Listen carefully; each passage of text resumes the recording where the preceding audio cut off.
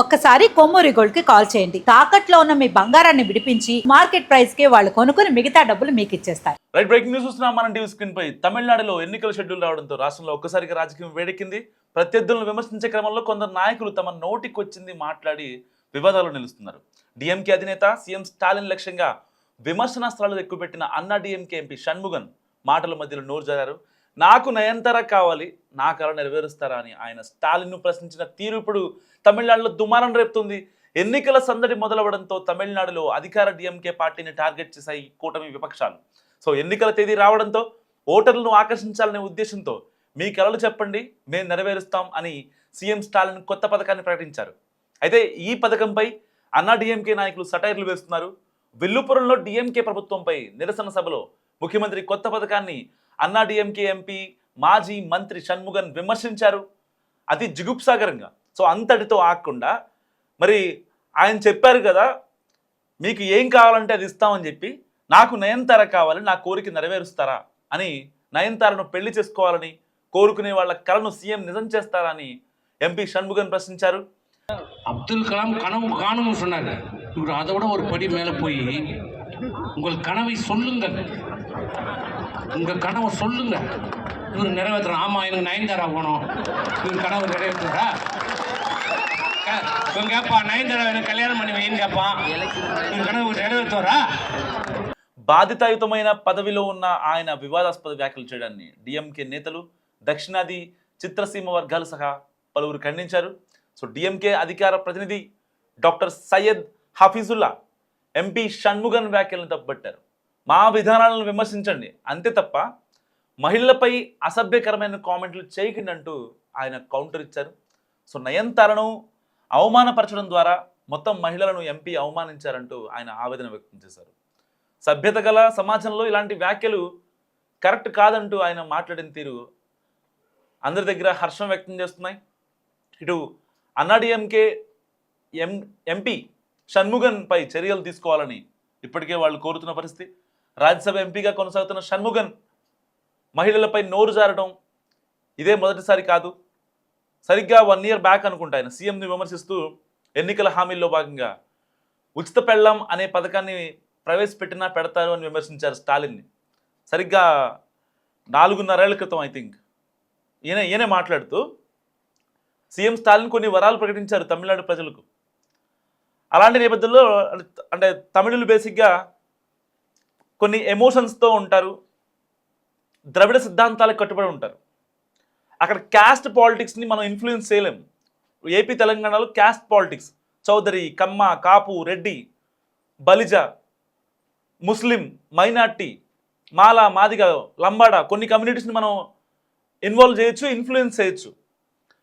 But we can't influence in Tamil Nadu politics. Why? Because they are committed to some emotions and సిద్ధాంతాలు, ethics.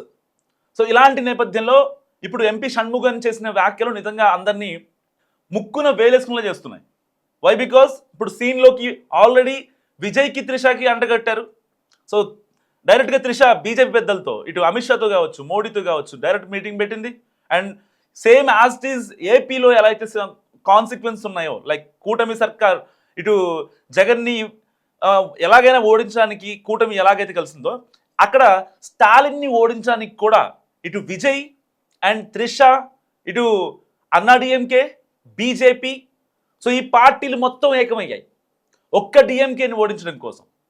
So as tease scenario ఇక్కడ ఇప్పుడు ఎలాగైతే త్రిష డైరెక్ట్గా రంగంలోకి దిగిందో విజయ్ కోసం, ఇప్పుడు నయనతారని కావాలని లాగుతున్నాయి ఇటు అన్నా డిఎంకే పార్టీలు. ఆల్రెడీ వాళ్ళు అదే కోవలో ఉన్నారు.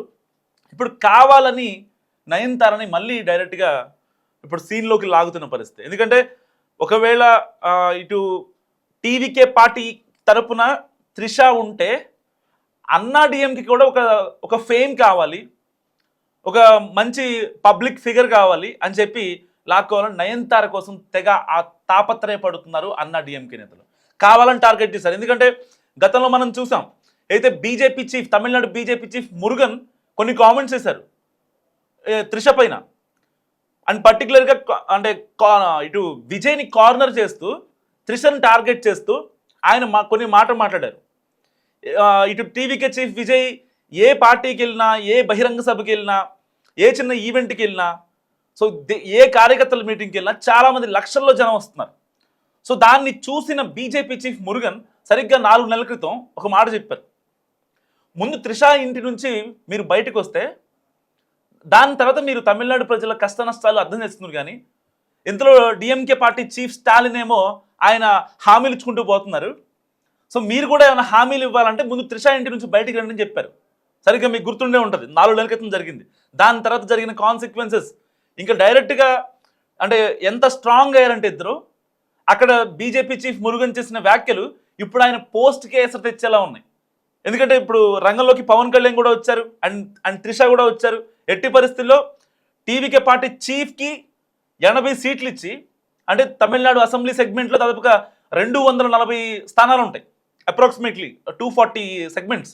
సో 240లో అవుట్ ఆఫ్ 240 80 టీవీకేకి ఇచ్చి రిమైనింగ్ బీజేపీ అన్నాడీఎంకే కూటమి పంచుకోవాలని చెప్పి ఒక సిద్ధాంతం అనమాట. సో ఇప్పటికే దీన్ని ఫైనల్ చేశారు. 80 సీట్లు టీవీకే విజయ్కి ఇచ్చి ఒక డిప్యూటీ సీఎం పోస్ట్ని ఇస్తారని చెప్పి దానికోసం పవన్ కళ్యాణ్ మాట్లాడారని. సో ఇలాంటి రూమర్స్ నేపథ్యంలో త్రిష డైరెక్ట్గా ఢిల్లీ వెళ్ళారు. ఢిల్లీ వెళ్ళి బీజేపీ పెద్దలతో, అమిత్ షాతో, ఇటు మోడీతో భేటీ అయ్యారు.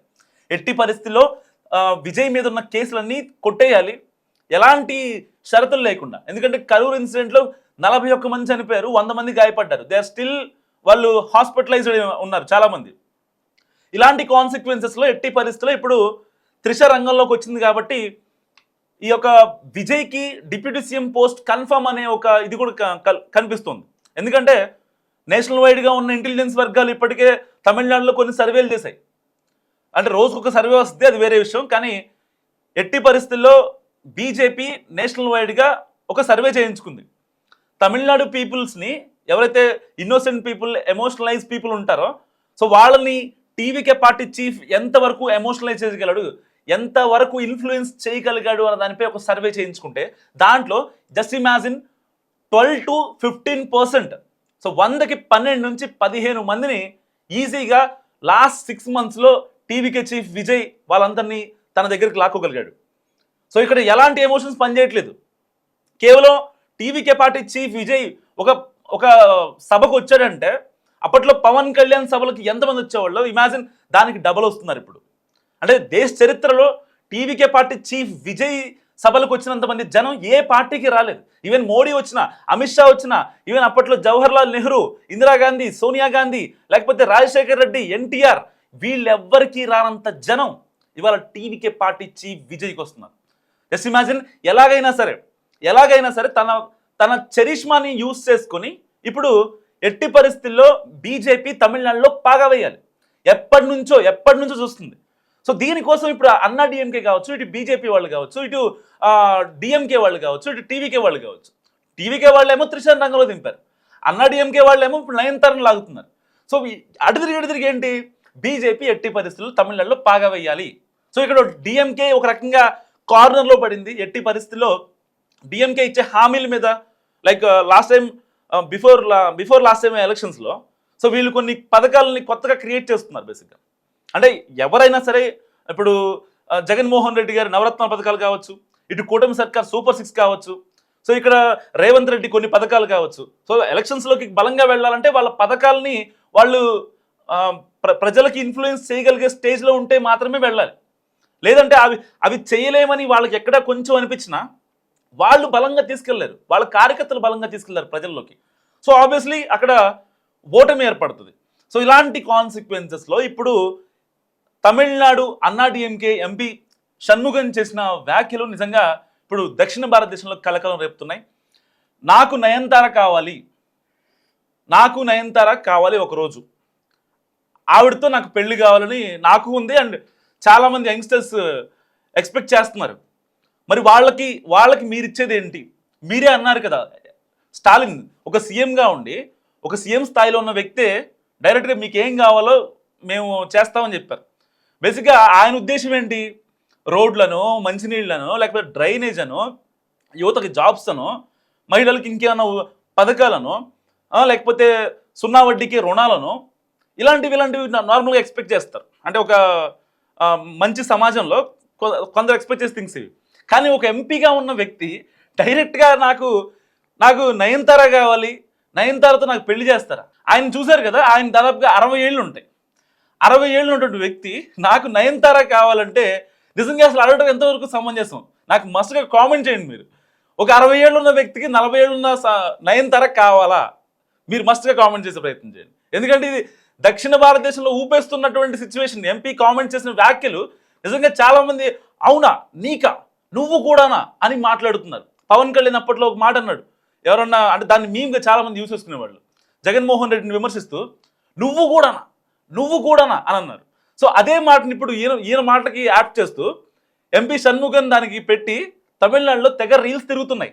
నువ్వు కూడానా అని అంటున్నారు. అంటే జస్ట్ నయనతార లేకపోతే త్రిష లాంటి వాళ్ళని ఒక యంగ్స్టర్స్ ప్రేమించారు, లేకపోతే వాళ్ళు అభిమానించారు, వాళ్ళ సినిమాలకి పెద్ద పెద్ద పోస్టర్లు పెట్టారు, పాలాభిషేకాలు చేశారు, వాళ్ళ సక్సెస్ మీట్లకి పెద్ద ఎత్తున జనాలను పిలిచి మీటింగ్లు పెట్టారు, లేదంటే ఒక 10 మందికి హెల్ప్ చేశారు, ఒక 100 మందికి ఆర్ఫనైజ్ పిల్లలకి ఏదన్నా భోజనాలు పెట్టారు అంటే అనుకోవచ్చు.